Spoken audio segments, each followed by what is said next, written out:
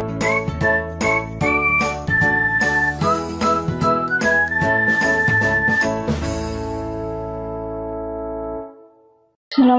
warahmatullahi wabarakatuh. Pada pertemuan kali ini saya masih membahas tentang bab klasifikasi, yang mana yang pada pertemuan sebelumnya sudah pernah saya bahas algoritma ID3. Yang kali ini saya akan membahas tentang algoritma nearest neighbor, jadi tetangga terdekat. Di algoritma nearest neighbor ini adalah sebuah metode untuk melakukan klasifikasi terhadap objek berdasarkan data pembelajaran yang jaraknya yang paling dekat dengan objek tersebut.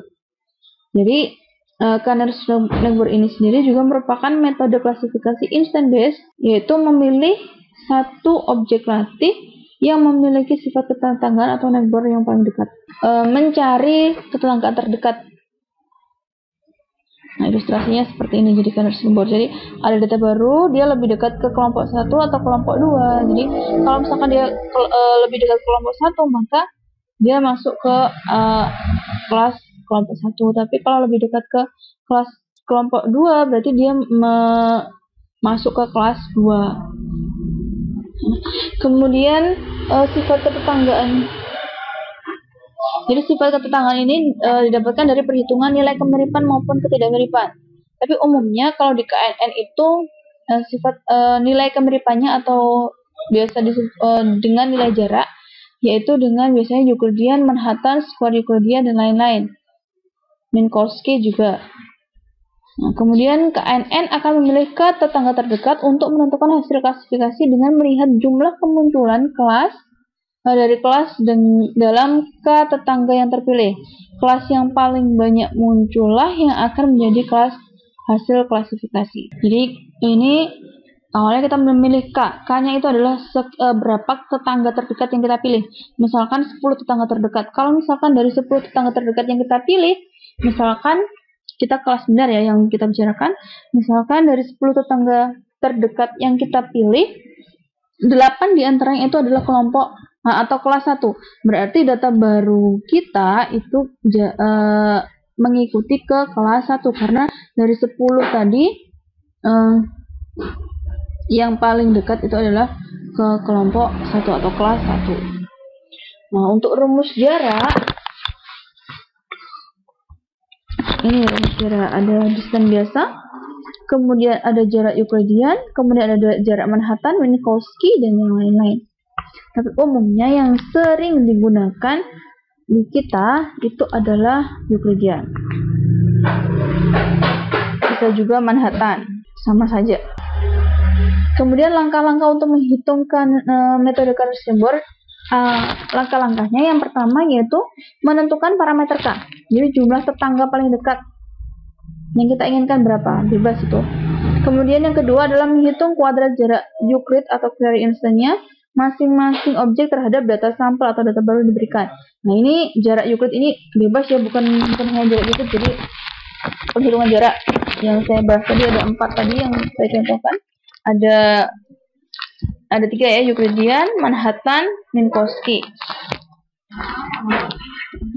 Nah, kemudian kemudian setelah dihitung jaraknya, kemudian kita urutkan objek-objek ke dalam kelompok yang mempunyai jarak Euclidean jarak terkecil. Jadi diurutkan dari jarak terkecil. Kemudian mengumpulkan kategori atau klasifikasi nearest neighbor-nya.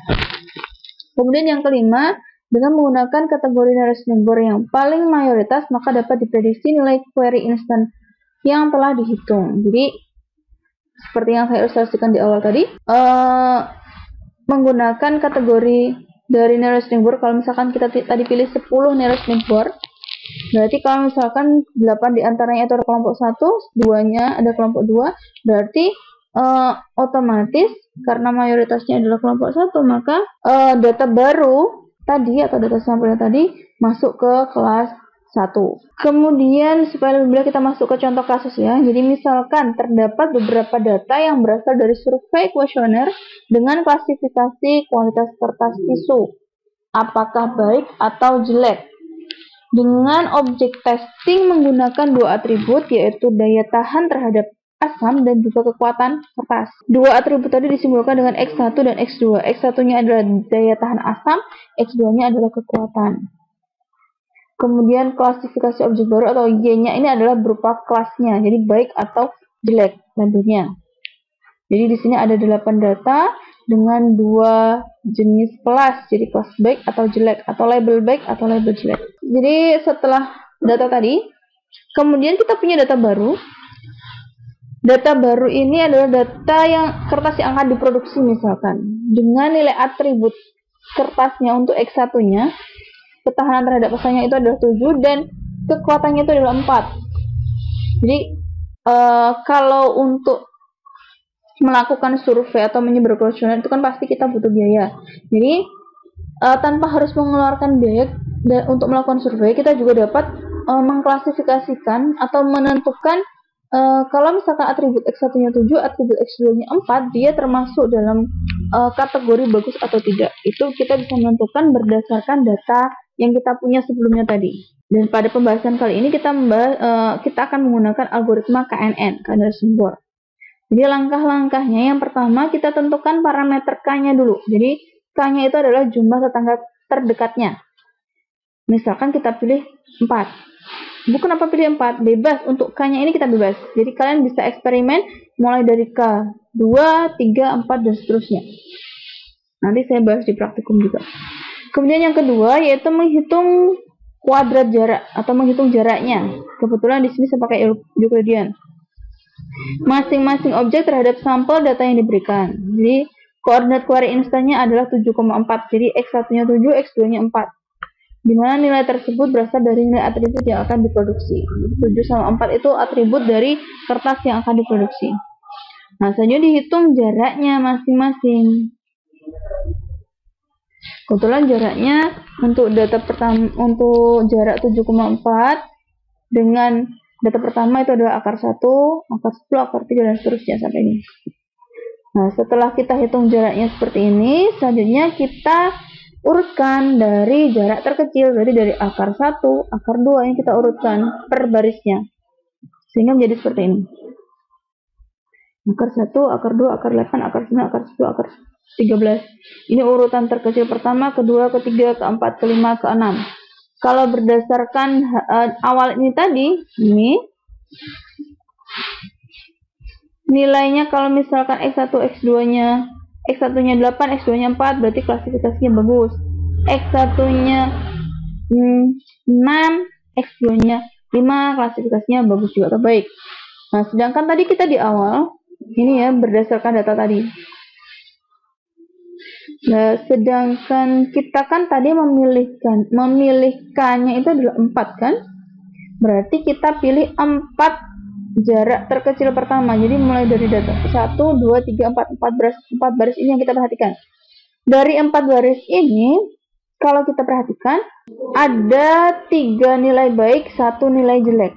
Artinya nilai baik jauh lebih banyak daripada nilai jelek. Berarti kalau seperti itu, berarti data yang nilainya X1 7, X2-nya 4 tadi termasuk kategori baik. Kenapa? Karena dari 4 tetangga terdekat, yang 3 ini nilainya baik, yang 1 nilainya jelek.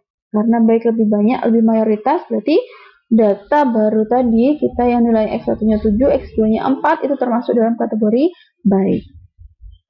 Oke, paham? Oke.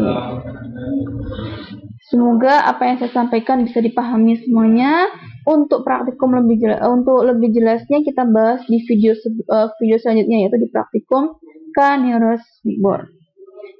Seperti biasa, ketika kalau misalkan ada pertanyaan, kalian bisa tanya ke saya langsung via WA boleh, via komentar bisa, via email juga boleh. Dan jangan lupa subscribe kalau misalkan dirasa video-video dari saya bermanfaat. Jangan lupa juga bunyikan lonceng notifikasi supaya bisa selalu update video dari saya. Sekian dari saya. Wassalamualaikum warahmatullahi wabarakatuh.